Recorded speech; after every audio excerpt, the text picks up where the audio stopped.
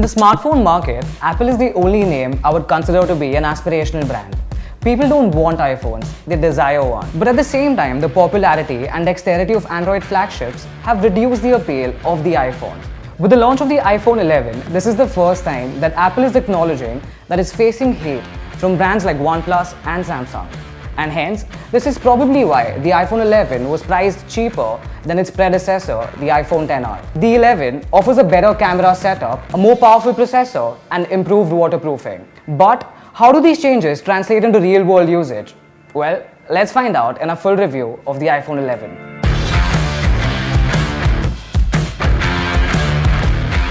Depending on how you like the iPhone XR, the iPhone 11 is just as good or bad. The phone still rocks a glass and aluminium body. The only major difference in design is at the back of the phone. The iPhone 11 now houses a dual camera setup in a square module which pushes the Apple logo further down below. The iPhone 11 is powered by the A13 Bionic that handles anything that you throw at it with finesse. Coupled with optimizations in iOS 13, animations are buttery smooth, apps open instantly, and gaming performance is just spectacular.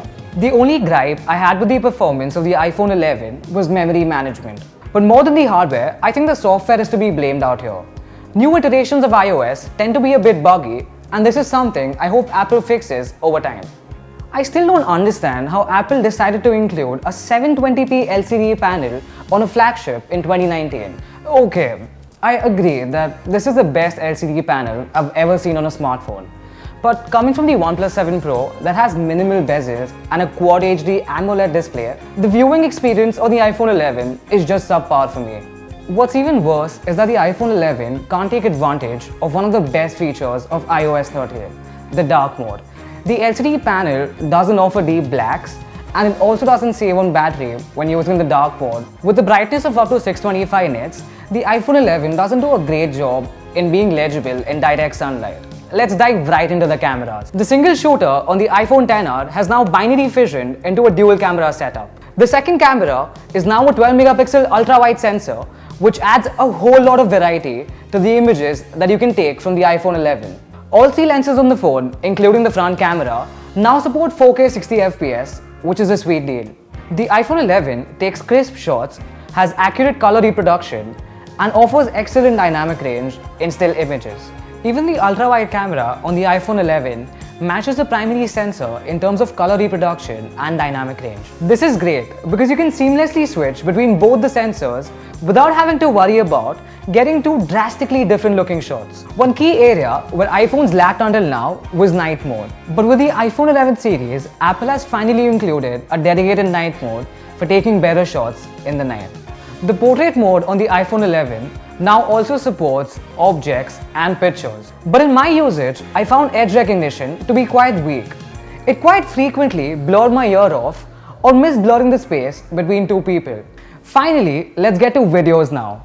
I don't want to waste your time out here because the iPhone 11 is simply the best camera phone to take videos. Sure, I mean, it doesn't offer manual video control like other Android flagships do, but if you're really into that, you can get an application like the Filmic Pro from the App Store. In fact, the Filmic application also allows you to shoot from two camera lenses at the same time, which means you can get twice as footage in the same amount of time. While shooting from the native camera app, the iPhone 11 also offers the option to seamlessly switch between the wide and the ultra-wide sensor with a smooth animation.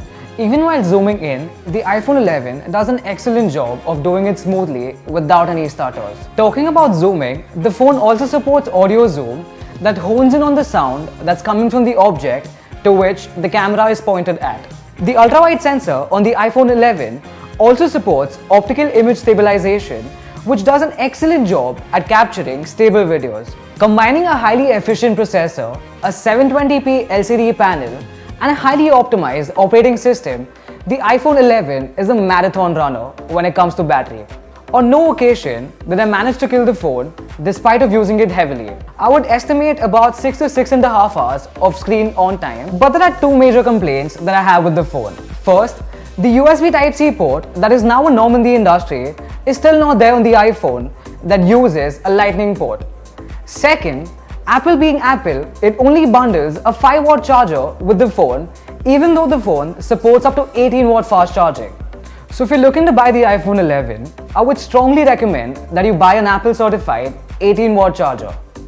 Wireless charging is still present on the iPhone 11, but at 5 watts, it's still as slow. So where does that finally leave us with the iPhone 11? Well, the iPhone finally redeems itself in terms of the camera and is now standing to be one of the best camera phones out there.